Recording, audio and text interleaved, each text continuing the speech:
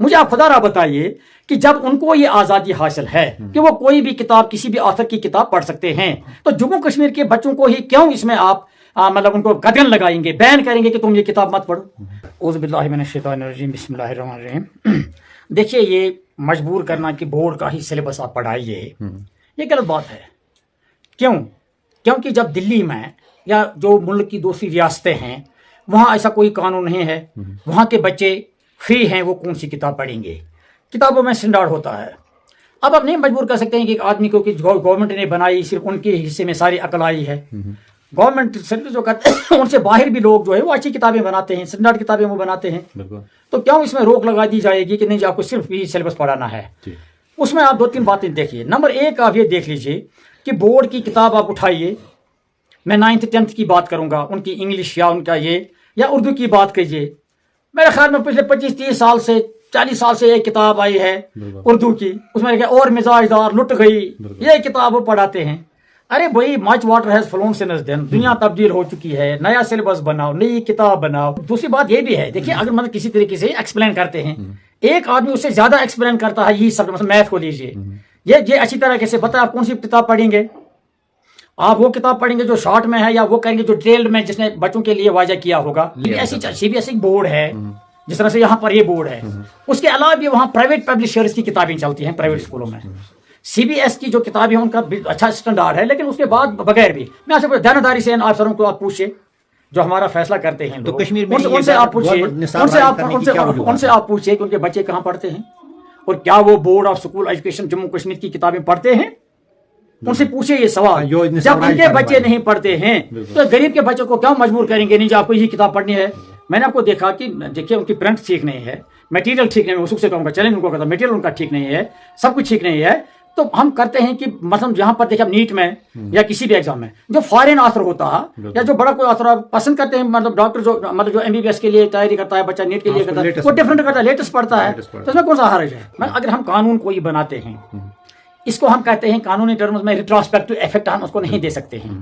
مثلا اگر گورنمنٹ آج فیصلہ لیتی ہے کہ پرائیویٹ اسکول کو اتنے کنال زمین ہونے چاہیے، پرائمری کے لیے اتنے، مڈل کے لیے اتنے اور ہائر سیکنڈری کے لیے اتنے، ہائی اسکول کے لیے اتنے، ٹھیک بات ہے، لیکن یہ بات ان اسکولوں پر اس کا اطلاق ہونا چاہیے جو آئندہ بنیں گے، جو پیچھے جن کو ریکگنیشن دی گئی ہے، جو آج اسکول کوئی 10 سال 20 سال 30 سال 40 سال 15 سال پہلے بنا ہے، اس کو آپ یہ نارمز دیں گے، کہاں کا انصاف ہوگا؟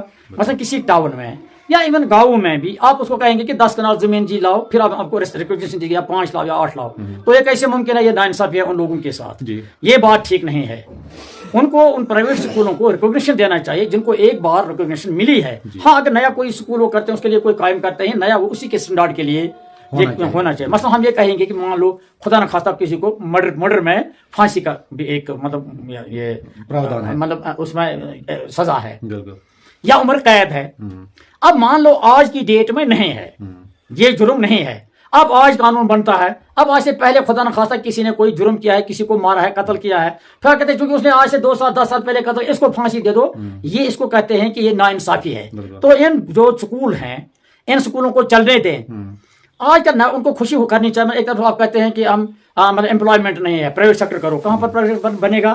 اور جو بڑے بڑے اسکول ہیں، سرمایہ داروں کے اسکول ہیں، ہمیں ایسا لگتا ہے کہ گورنمنٹ کی یہ خواہش ہے کہ جو بڑے سرمایہ دار ہیں وہی ایجوکیشن کا بھی مونوپولی اس پر کر لیں، ان کو کوئی بیان نہیں ہے، اپنے بچوں کو وہ پڑھاتے ہیں ان اسکولوں میں، کیا کہتے ہیں پرائیویٹ اسکولوں میں۔ آپ دیجیے اب اگر 10 کنال زمین کی 5 کنال 8 کنال زمین، ہمارا میں مثال دوں گا، مثلا گورنمنٹ کا بھی ہے، وہاں بھی بچے پڑھتے ہیں، ہمارا گرل اسکول یہاں پر ہے، اس کے پاس میرے خیال 1 کنال زمین بھی نہیں ہے، آپ نے دیکھا ہوگا، یا بھائی کوئی جیسے ہیں یہ کبھی ڈسکریمنیشن کرتے ہیں، یہ غلط باتیں ہیں۔ میں یہ پیغام دینا چاہتا ہوں کہ اسکولوں کو ایجوکیشن کو چلنے دو، اس کو آگے چلنے دو۔ ہمارا بچہ سی بی ایس ای کے لیے آپ کے گورنمنٹ اسکول ہے جو کیا کہتے ہیں اس کو، جو بورڈ کے جو کتابیں ہیں، ہمارے بچے کو دلی کے، ممبئی کے، کلکتہ کے اور دوسری ریاستوں کے بچوں کے ساتھ کمپٹیشن کرنا ہے، نیٹ کے ذریعے یا کسی اور مسابقتی امتحان میں ان کو کرنا ہے۔ مجھے آپ خدا را بتائیے کہ جب ان کو یہ آزادی حاصل ہے کہ وہ کوئی بھی کتاب کسی بھی آتھر کی کتاب پڑھ سکتے ہیں، تو جموں کشمیر کے بچوں کو ہی کیوں اس میں آپ مطلب ان کو قدغن لگائیں گے، بین کریں گے کہ تم یہ کتاب مت پڑھو؟ جب وہ اپنے بچوں کو کرنا ہے، کون سا منتری ایسا ہے، کون سا افسر صاحب ایسا ہے جس کا بچہ board of school education Kashmir کی کتاب پڑھتا ہے؟